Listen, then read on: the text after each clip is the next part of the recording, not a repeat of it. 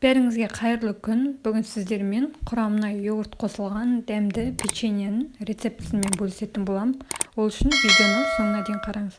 Ең алдымен ыдысымызға жұмыртқа және де қантымызды салып, жақсылап венчикпен араластырып аламыз.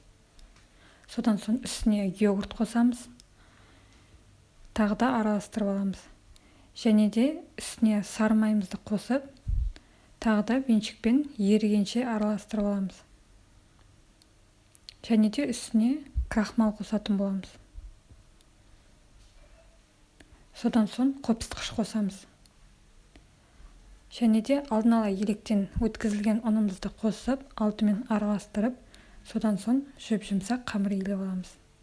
Илеп алған қамырымызды бірнеше бөліктерге бөліп аламыз. Содан соң дөңгелектеп, шариктеп, қалыпқа орналастырып шығамыз. Барлығын даярлап, қалыпқа орналастырып алған соң 180 градуста 10-15 минут пісіріп аламыз. Міне печеньелеріміз де дайын болды. Үстіне осылай шоколадпен сәндеп шықсаңыздар да болады. Рецептім ұнаса, лайк басып, комментарий жазуды ұмытпаңыздар.